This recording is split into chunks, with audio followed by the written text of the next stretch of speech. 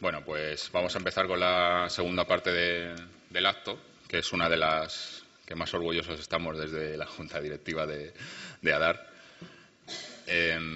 Vamos a dar paso a la presentación de la revista oficial de la Asociación Nacional de Dibujantes e Ilustradores de Arqueología. Se va a llamar Esquema. Y, bueno, tengo el placer de presentarles a don Juan Diego Carmona Barrero, arquitecto técnico y especialista en patrimonio virtual, a su vez secretario de la asociación y editor de la nueva revista Esquema, que nos va a hablar un poquito sobre el dibujo arqueológico en esta publicación. Tiene la palabra don Juan Diego Carmona Barrero. Bien, gracias por esta presentación y gracias a todos por estar aquí en esto que supone para la Asociación de Dibujantes e Ilustradores de Arqueología. Pues supone, la verdad, un reto lanzar una revista que respalde todo lo que hace la asociación y no solo lanzarla, tenemos que también intentar mantenerla, con lo cual después les voy a implicar a todos los que están aquí, o les voy a animar, pero también obligar un poco pues para que participen, ¿no? Porque va a ser una revista que, pese a una serie de características que les voy a contar después, está abierta para todos, sobre todo para los dibujantes, los arqueólogos dibujantes, incluso gente de otras ramas. Yo en concreto no soy arqueólogo, de otras ramas que de una forma u otra pueden tener vinculación con el mundo del dibujo, de la arqueología y, por qué no decirlo de alguna forma, también del patrimonio. Entonces, para ello vamos a hacer aquí a dúo una presentación de la revista y en mi parte yo lo que voy a hacer es lo que sé, que es divagar y contar cosas. Un poco los que ya me conocen saben cómo las gasto y después el domingo se ceñirá al contenido de la revista, ¿no? A ver, estas divagaciones no van tan bien así porque sí, ¿no? Lo que se pretende es quizás lanzar posibles ideas de trabajos, de futuros artículos para esta revista y que algunos de ustedes pues puedan coger al vuelo y decir, oh, pues esto aplicado a este caso mío me viene de maravilla y voy a hacer un artículo para Esquema, ¿vale? Bien, pero primero vamos a hablar un poquito de la génesis de la revista. Una revista que yo, si me lo dicen en principio, no me lo creo, se ha gestado prácticamente en 2 meses. O sea, desde que decidimos hacer una revista, en ese momento en el que nos reunimos, reuniones totalmente virtuales, hasta el momento en el que la revista aparece aquí detrás, o aparecerá en unos momentos aquí detrás, pues han sido prácticamente 2 meses. Incluso hemos conseguido en esos 2 meses dotarla de contenido. Si bien hay algún flequillo pendiente que por temas de burocracia no hemos podido cerrar todavía, como es el ISSN, pero estamos a la espera de que nos llegue y deseando de que llegue ese número para plantarlo y cerrar definitivamente el número 0 de la revista Esquema. Bien, en los planteamientos previos de la revista surgió una discusión que era la de si hacíamos una revista de difusión, de carácter divulgativo, o si hacíamos una revista con un carácter más científico, ¿no? Viendo los dos términos, el de divulgativo o científico, pues prácticamente todos estaríamos de acuerdo en que el concepto divulgativo se asocia con bastante frecuencia al dibujo y casi que no necesita forzarlo para que encaje, ¿no? Mientras que el término científico es algo que queda, bueno, el dibujo puede ser científico o puede no ser científico. El dibujo arqueológico me refiero, siempre que hable de dibujo me voy a referir al arqueológico. Puede ser científico o no puede ser científico. Quizás esa es una de las carencias en esta rama de conocimiento, que es la del dibujo, y quizás es por la que tenemos que apostar y por la que tenemos que luchar. Es decir, porque se nos reconozca que esos dibujos que hacemos o que publicamos tienen una base y un fundamento, y que no es el mero monigote que pinta el dibujante, porque el arqueólogo le ha dicho que tiene que rellenar esta parte de aquí de la publicación, ¿no? Entonces, es algo más que eso. Hay un trabajo detrás de esos dibujos, de cada uno de esos dibujos, hay un trabajo que tiene una cantidad de horas de estudios previos, de vueltas a la cabeza, de análisis, de lecturas, de conocimiento, que prácticamente cuando sale una publicación pues nadie valora, ¿no?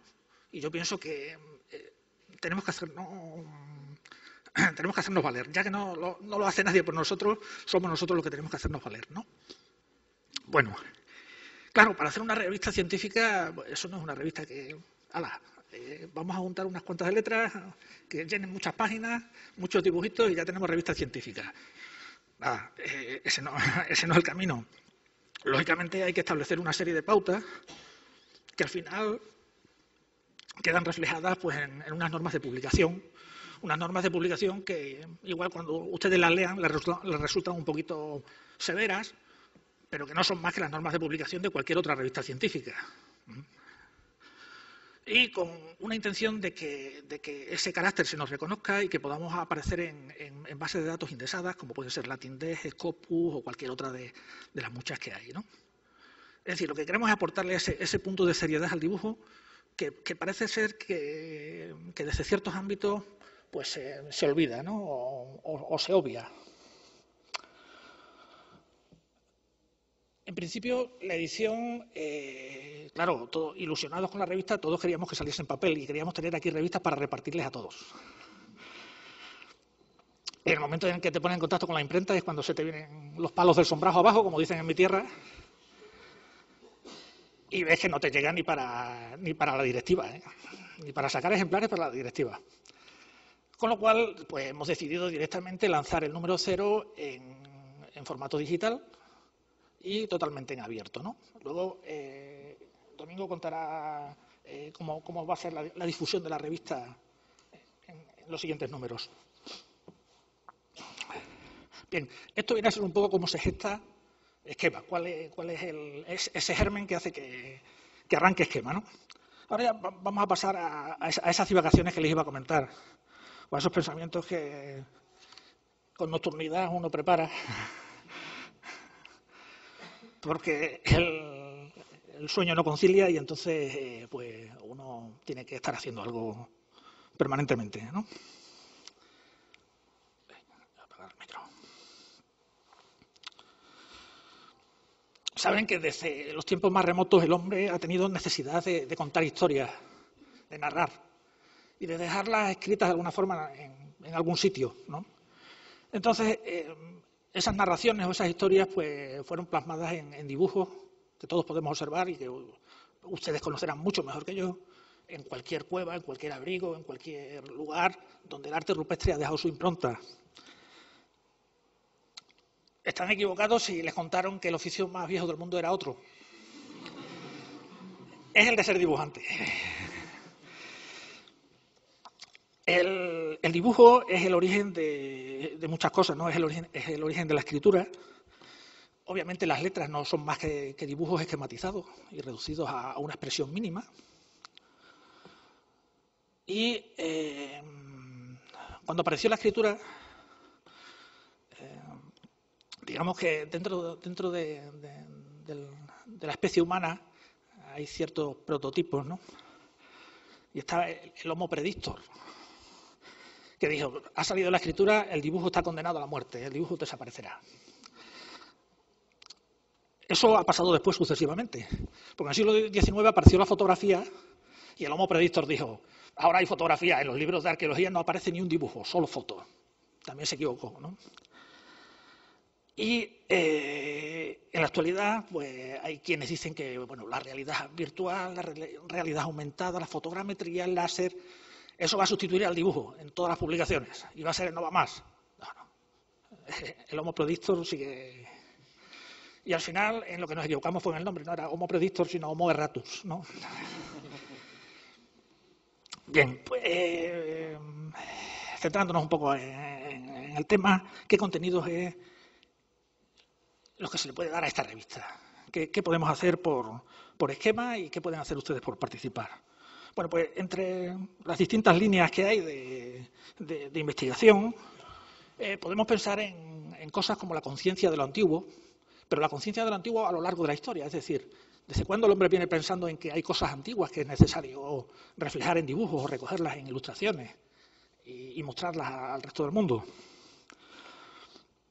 Podemos pensar en una ilustración prearqueológica, de una ilustración con tintes pseudo-arqueológicos, pero cuando todavía esa disciplina no había aparecido. Y podemos hablar también de una arqueología del dibujo, ¿no? Estas son algunas de las cosas que vamos a tocar ahora aquí en este ratito.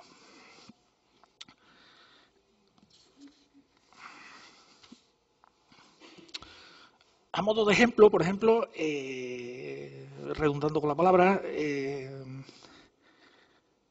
pueden pasar a formar parte de los futuros números de esquema,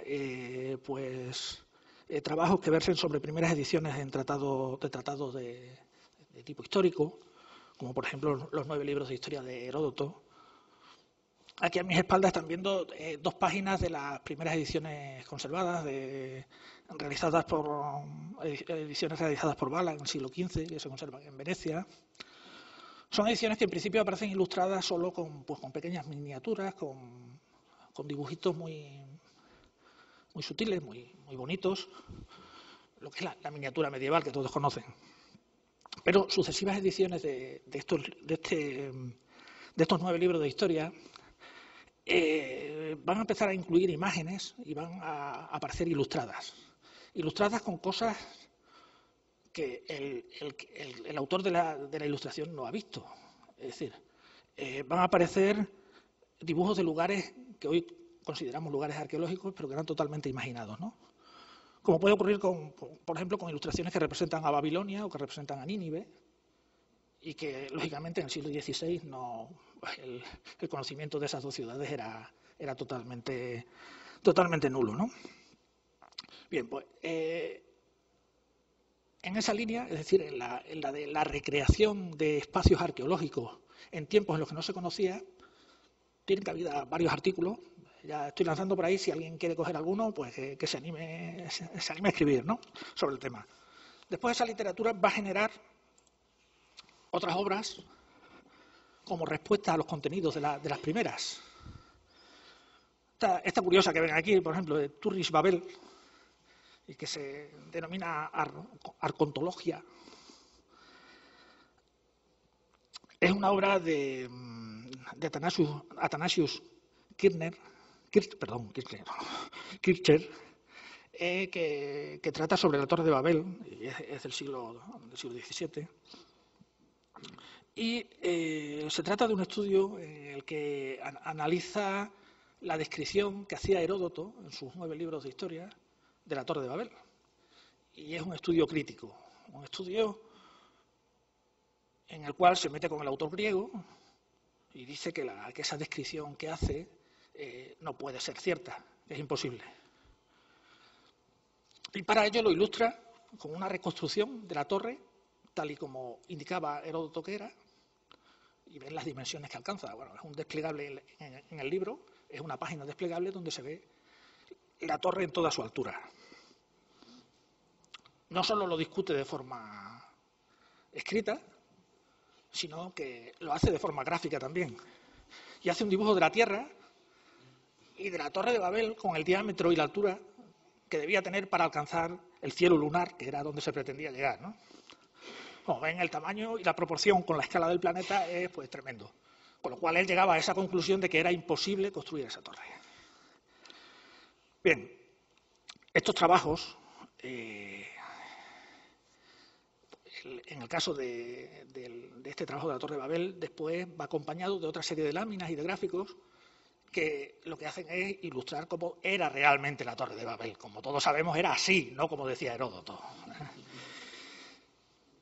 Y además de acompañar imágenes con imágenes o con ilustraciones de las que supuestamente se ha hecho un análisis científico, entre comillas, luego se permite decir no cómo era solo la torre, sino reconstruye Babilonia al completo y nos presenta una imagen de Babilonia totalmente, pues con sus murallas, con su puerta de Istar, que no está, y bueno, y con todos los jardines colgantes de Babilonia, etcétera, ¿no? Bien.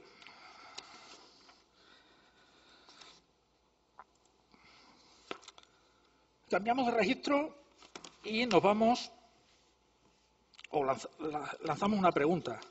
¿Se puede hacer arqueología a partir de la pintura? O a través de la pintura, de lo que nos ha quedado en la pintura. Otro tema que podemos tocar. Hace 2 semanas, los que nos siguen por las redes sociales, por aquí veo caras que son todas del Facebook. Algunas no sé poner el nombre, pero me suena un montón, son todas del Facebook. Entonces, algunos de los que siguen la página de ADAR probablemente han visto que hemos abierto una sección semanal de dibujos dedicados en la que comentamos una lámina, hacemos un breve comentario sobre, bueno, pues para ir abriendo boca y que la gente, pues igual alguna de esas láminas, pues alguno de ustedes no la conocía y le llama la atención y le gusta, ¿no? A mí me gustó esta, hace 2 domingos, el 17 fue Pablo, el anterior, me gustó esta porque es una imagen cargada de mucha información y a la que se le puede sacar mucho partido.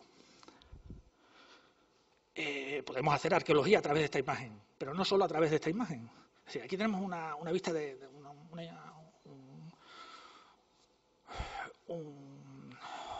una pintura en la que se representa el arco de Tito, en Roma, pero un arco de Tito que está constreñido por una serie de construcciones y que esas construcciones pues, han formado parte de la historia de ese lugar.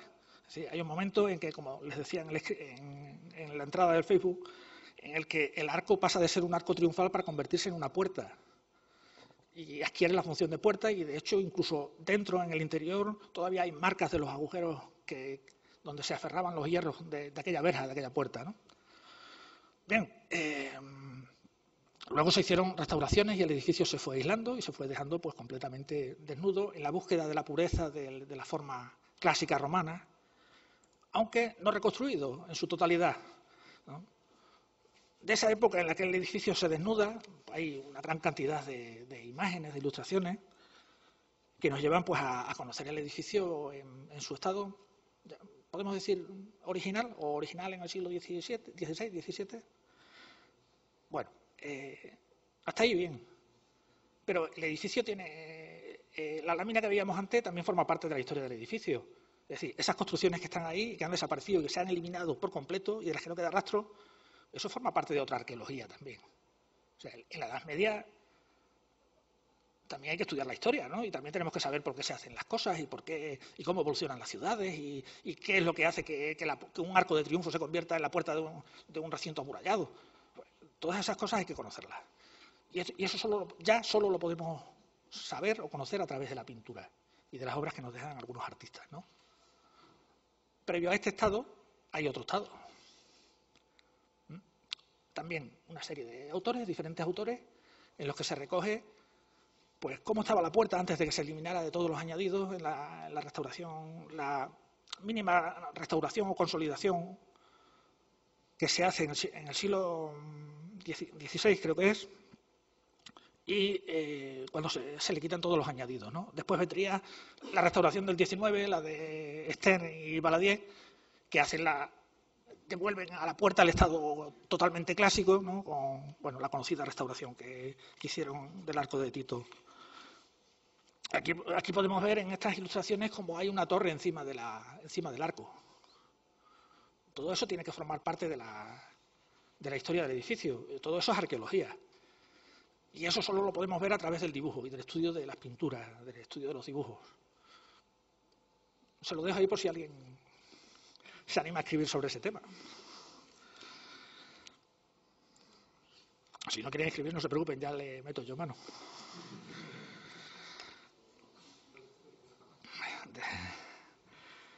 ¿Existe una arqueología del dibujo? Bueno, pues otra cuestión a plantear y que encuentran aquí en la revista un lugar ideal para publicarse es el de la arqueología del dibujo. El dibujo también tiene su propia arqueología. ¿Qué quiere decir eso de propia arqueología? Bueno, porque algunas veces cuando hablando con Iñaki, algunas veces comentando, no, porque yo dibujo con unos medios que son ya casi que arqueológicos, porque yo soy de la parte de la cosa moderna y él es de lo tradicional, de lo clásico. bueno, tampoco es tan arqueológico, lo tuyo es de un poquito antes que lo mío, pero sí hay una arqueología del dibujo en la que nos podemos ir mucho más atrás, ¿no? ¿A qué nos referimos? Bueno, pues nos referimos a los sistemas que idean ciertos pintores o ciertos dibujantes para, como herramientas auxiliares para plasmar el dibujo luego al papel, ¿no? Son conocidos los grabados de Durero, conocidos y algunos muy comentados, como por ejemplo el de la parte superior, ¿no? Con ese punto de mira y esa posición de la señora, que no se le ocurrió a Durero otra forma de hacer el escorzo. Y algo más, bueno, más lógico, ¿no? La representación de abajo para conseguir la perspectiva del laúd, ¿no? Pero no solo es Durero el que utiliza artilugios o artefactos de este tipo, hay otros muchos, el velo de Alberti, el instrumento de Lancio de Urbino, el instrumento de Vignola, todos son pues, herramientas que se han utilizado para dibujar, antes de que existiera la cámara de foto para hacer fotogrametría, o el láser escáner, o el Rotring, o el Parallels. No. Entonces, por ahí va otra de esas líneas de investigación, o posibles líneas de investigación, que tiene cabida en arqueógrafos. Perdón, se me ha escapado la publicidad subliminal. En esquema. Nuevas formas de representación. También pensamos que hemos llegado a... Somos lo de la arqueología virtual. Ahí es nada, Pablo. Somos lo que estamos haciendo nosotros no lo ha hecho nadie. Bueno, vamos despacio. Esas nuevas formas de representación tienen una base y un fundamento atrás en el tiempo, ¿no? Pues desde los inicios de la búsqueda de una tercera dimensión, como se puede ver en algunos dibujos, en algunas imágenes de Vitruvio, en los 10 libros de arquitectura, en trabajos de Alberti, en trabajos de Piero della Francesca, se recogen ilustraciones en las que se intenta sacar esa tercera dimensión en el dibujo, o sea, representar la cota Z en un papel plano de tan solo dos cotas, ¿no? X e Y. Pero hay unos antecedentes en la virtualización, esto que ahora tenemos tan de moda, ¿no? Hay representaciones virtuales, es decir, creación de mundos que no existen, que son totalmente virtuales y que, claro, en aquella época se hicieron con los medios que se hicieron, hoy los podemos mover, en aquella época no se podía mover, pero sí se le intentaba dotar de esa profundidad o de ese carácter tridimensional, ¿no? Como son las perspectivas en las representaciones de las ciudades ideales de Baltimore o de Urbino, ¿no?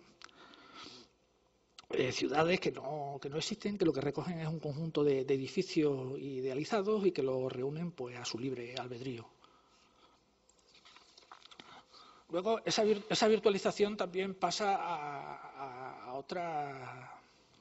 otros cuadros, a otras obras pictóricas, donde lo que se hace es documentar edificios en su estado actual, en aquel momento, en su estado en el que se conservaban en el momento en el que se pintó, pero que se modifican espacialmente y se reúnen todos para dar una sensación de conjunto, ¿no? Como ocurre con este capricho de Panini, en el que juntan pues, el Panteón de Agripa con una serie de templos que están mucho más dispersos y que los organizan en una topografía urbana imposible, ¿no? Después, otros mundos virtuales son generados simplemente siguiendo los patrones de la arquitectura clásica, que es la que está de moda en el momento, y lo que hacen es crear espacios pues casi imposibles, como pasa con las láminas, con los grabados de Piranesi. Y de ahí pasamos a recreaciones, ya claro, a medida que avanza el tiempo y la historia, aparecen otros movimientos pictóricos. El historicismo, por ejemplo, pues hace que se reflejen, que se busque la representación ya no solo de un espacio, sino de un acontecimiento, de un hecho, y es esa virtualización que tanto nos gusta a los que hacemos las 3D, cuando ya empezamos a meter personajes y aquello cobra vida, ¿no? y es otra cosa. Bueno, esto ya lo hacían en el siglo XIX, lógicamente, y con una calidad a la que yo por lo menos no aspiro, no voy a ser capaz de llegar nunca. Escenas que pueden ser idealizadas o escenas que pueden tener un fundamento arqueológico, como por ejemplo esta recreación de la Acrópolis de Leo von Klenze del siglo XIX, ¿no? En la que ya se hace una recreación virtual de un espacio con un conocimiento arqueológico y con unos fundamentos, y se convierte casi que en un cuadro más que de divulgación, por decirlo de alguna forma, y volviendo a los términos del comienzo, a un cuadro con un carácter científico casi, ¿no? Por la precisión con la que sitúa los edificios, con la que dibuja los elementos, incluso con la que aplica los colores, ¿no? Bien, pues estas son algunas de las líneas o temas de publicación que proponemos de este esquema. Y si bien no se cierra aquí, esto está abierto a otras propuestas que en estos desvelos míos no se me hayan ocurrido a mí y que a ustedes sí se les ocurran, ¿no? Entonces, llegados a este punto, ya no me queda más que cederle la palabra a mi compañero Domingo, compañero y coeditor Domingo, para que él nos cuente el verdadero contenido del número 0 de esquema, que yo no se lo he contado, lógicamente. Muchas gracias. Gracias. Mejor así. Buenos días a todos. Antes de pasar a hablar sobre la revista, quisiera dar las gracias a todos aquellos que, con vuestro trabajo y colaboración, habéis hecho posible que estemos hoy aquí. Gracias a ustedes también por asistir y mostrar su interés en este proyecto. Y en este caso también quiero agradecer a todos aquellos que habéis mostrado disposición y ganas de plasmar vuestras ideas, opiniones y experiencias en esta revista.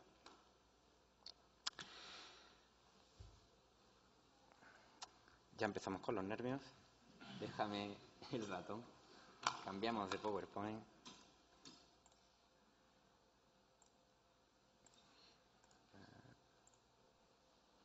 Vale. Esto que tenéis aquí es la portada de la revista. Hoy presentamos el primer ejemplar de Esquema, una revista cuyo origen se vincula a la de la propia asociación. La creación de una publicación fue un tema que ya tratamos en las redes sociales también, de manera un poco somera, al tiempo que nos organizamos para fundar a DARC. Buscábamos un espacio donde dar visibilidad a nuestra profesión, que nos conocieran y al mismo tiempo nos conociéramos los unos a los otros. Un lugar de referencia para conocer qué se estaba desarrollando en esta disciplina y las múltiples opciones que hoy día existen para ello, más tradicionales o con las más modernas técnicas, pero con una misma finalidad: enriquecer la arqueología con el lenguaje visual. Y de esa idea surgió la motivación de llevarlo a cabo, sobre todo después de aquella quedada entre colegas y amigos que hicimos aquí mismo en noviembre de 2014, donde estuvimos urdiendo nuestros planes. El nombre de esta revista viene dado de Vitruvio y sus 10 libros de arquitectura, tomado de un término que a priori puede pasar desapercibido para el lector, pero no así para su autor. Según Vitruvio, entre las cualidades que ha de tener el arquitecto se encuentra la capacidad de saber dibujar, de plasmar de un modo gráfico la figura de la obra que desea desarrollar de un modo comprensible y fácil de comprender. Una idea del dibujo, del esquema, que aún sigue vigente en nuestro trabajo diario. Por ese motivo, en este número, al ser el primero, hemos dedicado una sección especial que comienza con la siguiente pregunta: ¿qué es esto del dibujo arqueológico? Siendo nuestra compañera Elena Torres quien abre el turno de respuesta de profesionales de todo el ámbito, e incluso contamos con la colaboración de dibujantes e ilustradores de Inglaterra y Portugal, que es algo anecdótico porque, a pesar de ser una asociación nacional, estamos abiertos a todo el mundo. A continuación, y siguiendo una estructura que iremos manteniendo o irá evolucionando según las necesidades y la demanda, se abre el turno para el desarrollo de los artículos de aquellos interesados en plasmar su trabajo en la revista, fruto de investigaciones o reflexiones. En esta ocasión se ha hablado de las funciones de la representación gráfica, de la normativa vigente, de las nuevas técnicas de documentación gráfica, de la importancia de la ilustración arqueológica como medio de difusión y acercamiento a la sociedad. También hemos tenido la oportunidad de contar con autores que nos hablan de su metodología de trabajo y los resultados obtenidos, Y, finalmente, un acercamiento a la historia de la ilustración arqueológica a través del trabajo desarrollado por Louis Siret, arqueólogo e ilustrador belga que trabajó entre los finales del siglo XIX y principios del siglo XX, y que se conserva buena parte de su obra en el archivo Siret aquí, en este mismo museo. Por otra parte, hemos dedicado también una sección para recoger las opiniones de profesionales o autores que tengan algo sustantivo que añadir para la disciplina del dibujo arqueológico, ya sea en el ámbito de la teoría o de la práctica. Posteriormente, hemos creado una serie de secciones que aporten al lector información relevante, como noticias relacionadas con el dibujo arqueológico, reseñas publicadas también relacionadas directa o indirectamente con la representación gráfica. Hay una sección dedicada a recoger también eventos de todo tipo que estén relacionados con el sector, y en posteriores ediciones esperamos ir añadiendo el listado de actividades que organice la asociación. Como herramienta de difusión de la asociación, hemos destinado una sección específica a desarrollar temas que atañan a su procedimiento. En este caso, encontrarán una presentación de la Junta Directiva, así como los estatutos de la asociación, para que estén recogidos y disponibles para todos los socios y los interesados, y un formulario de inscripción para nuevos socios. Son ustedes, escritores y lectores, protagonistas de estas páginas, los que nos dirán hasta dónde llegará esta revista con vuestra participación. Por ello, se ha incluido el calendario para la aceptación de artículos y escritos para el próximo número, que será publicado en octubre de este año, junto con las normas de publicación. La revista, de periodicidad semestral, estará disponible online y abierta a todo el mundo, al menos en este primer número. Nuestro esfuerzo será conseguir que esa impresión que hemos intentado en este primer número y no ha sido posible, pues pueda llegar a ser y que todos tengamos en papel. No quisiera extenderme mucho más, bastante escueto, pero si me lo permiten, me gustaría acabar robándole unas palabras a nuestro compañero Iñaki Dieguez. El objetivo de Esquema, como voz oficial de un grupo de profesionales, es hablar de lo que somos y de cuál es nuestro oficio. Registramos, reconstruimos e imaginamos, pero sobre todo difundimos, y utilizamos los criterios y las normas de una ciencia que nos permite hacerlo con rigor y universalidad. Esperamos que el lector, sea profesional o no de la arqueología o el patrimonio, encuentre en esta publicación una plasmación fiel de lo que es nuestro trabajo, y éste pueda servir para hablar de nosotros con fidelidad y justicia, y para difundir los datos aportados por la ciencia arqueológica a toda la sociedad, porque somos una pieza clave en la difusión del pasado y esto no se nos debe olvidar nunca. Desde el Consejo Editorial, esperamos que disfruten con su lectura. Muchas gracias. Y ahora, damos paso al compañero Roberto Carmona, que cerrará el acto con una serie de cuestiones prácticas. Bueno, buenas a todos. Yo me toca cerrar el acto, no es tan interesante ni tan importante como todo lo que han hecho mis compañeros, pero bueno, es necesario, ¿no? Y bueno, simplemente quería recordar, el agradecimiento a todas las personas que ya han mencionado mis compañeros y los ponentes que han participado, y también, sobre todo, agradecer la presencia a ustedes, agradecerles por estar aquí, por apoyarnos y que realmente, hemos tenido una asistencia más de lo que esperábamos y realmente estamos muy contentos. Simplemente, yo les quería recordar que, hay gente aquí presente que seguramente se ha dado de alta ya como socio. La gente que rellenó ya la inscripción está ya de alta. De hecho, hay incluso gente que incluso ya les hemos contestado, creo recordar. Y los que no hayan podido hacerlo o simplemente quieran, tenemos allí al fondo una bolsa naranja que tenemos una serie de folletos para inscribirse. Y si no, por ejemplo, una dirección que es, ya le recordaremos y seguramente, si alguien quiere ya se daremos también fuera, que es adarc.info@gmail.com. Ahí también pueden ustedes, si quieren, o vosotros enviar los datos y, también, se puede dar uno de alta. Después, lo que tenemos pensado también, como ha ido todo, como han visto, muy rápido, en muchas ocasiones, en cuanto a la revista, en cuanto a la asociación, abrir una cuenta corriente a nombre de la asociación y entonces, en cuanto la tengamos ya operativa, posiblemente ya, pasaremos el primer cargo, que ya les adelanto que van a ser unos 25 € anuales más o menos. O sea, que realmente, eso va a ser el precio de asociarse a DARC. Y por lo demás, yo simplemente también quería, con el resto de mis compañeros, recordar una serie de cuestiones prácticas, como acaba de decir muy bien Domingo, que es que realmente qué ventajas es o tiene realmente asociarse a Dark. Simplemente, bueno, yo voy a ser también muy breve ya para cerrar el acto. Y una, por ejemplo, que es fundamental es estar en contacto con profesionales de nuestro sector y, bueno, no de otros sectores y, sobre todo, bueno, pues compartir conocimientos o resolver dudas, tener una información continua, participar en grupos de trabajo o, por ejemplo, en proyectos conjuntos y conocer de primera mano las novedades que haya realmente, bueno, pues en relación con nuestra profesión y con todas las afines. Después, por ejemplo, ¿qué puede hacer un socio de Dark? Bueno, evidentemente puede participar en eventos que organiza Dark. En este caso, bueno, pues serán realmente los eventos que, bueno, pues ya aparecerán próximamente. Y, por ejemplo, bueno, pues tener ventajas en esos eventos o, bueno, quién sabe, por ejemplo, en talleres, viajes, exposiciones, etcétera, bueno, pues descuentos o algún tipo, bueno, pues también de ventaja, como decía. Después, por ejemplo, algo que a lo mejor sí que nos interesa a muchos como profesionales es tener difusión de nuestros trabajos. Por ejemplo, una plataforma que nos permite tener difusión a través de las redes sociales, de publicaciones o, por ejemplo, bueno, pues incluso físicamente en algún congreso o en alguna muestra que se haga, bueno, pues en un museo como este, ojalá, ¿no? Y, digamos, bueno, pues en otros ámbitos relacionados. Y después, y no menos importante, bueno, es estar respaldado por una comunidad de profesionales, es decir, realmente, bueno, tener unos criterios, tener realmente unos puntos generales y que realmente, bueno, pues se nos haga oír un poquito más. Y ya por último, pues simplemente un avance de lo que se tiene pensado a corto plazo. Realmente, bueno, pues tendremos mucha más oportunidad realmente de lanzar más cosas, pero realmente yo quería señalar 3 nada más. Y es que realmente, bueno, pues también tenemos en construcción la página web de Dark, con el fin de convertirla, bueno, pues en un medio de comunicación de asociación y, bueno, de encuentro y de foro también, ¿por qué no, no?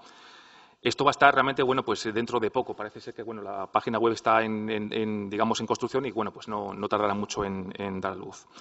Después también, bueno, acaba de hablar mis compañeros Juan Diego y Domingo sobre la revista Cero, el número 0 de ADARC.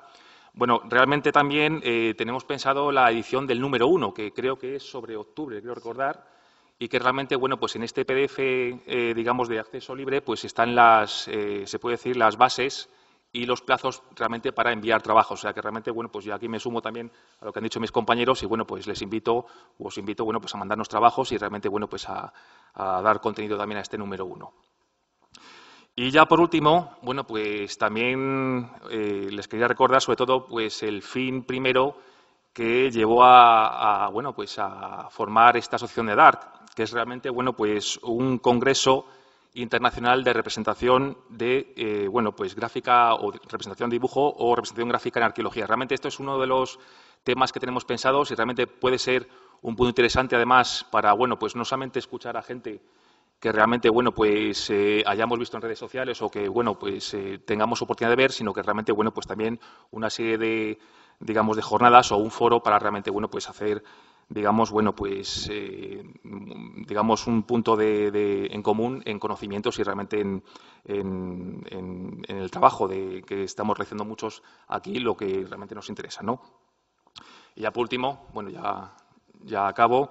Simplemente, si alguien tiene alguna pregunta relacionada con lo que bueno, pues tanto de la primera sesión o de esta segunda sesión, relacionada, por ejemplo, de cuestiones prácticas de asociación, de cómo realmente darse de alta, bueno, pues puntos, alguna duda, pues abrimos un breve periodo de preguntas, un breve turno y, bueno, pues si quieren preguntar algo. Incluso sobre la divagación de Juan Diego. Pues voy a autopreguntarme. No, es broma. Sí, una precisión sobre la difusión de la revista. El número 0 se difunde de forma gratuita y libre a todo el mundo y de forma inmediata, es decir, probablemente mañana ya esté colgada en las redes y todos tendrán acceso a esa revista, que es donde aparecen, pues, como bien han explicado, normas de publicación, lugar al que dirigirse, forma de asociarse a DAR, etcétera. El número 1 ya tendrá un acceso restringido, es decir, va a ser de acceso solo para los socios de ADAR, lógicamente. El socio de ADAR debe tener una ventaja sobre el resto de la humanidad. Con lo cual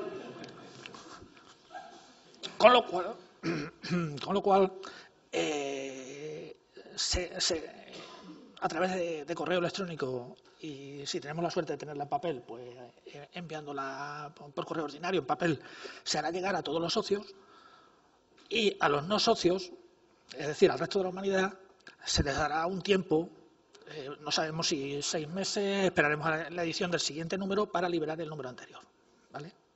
Con lo cual, interesa ser socio de ADAR, vamos.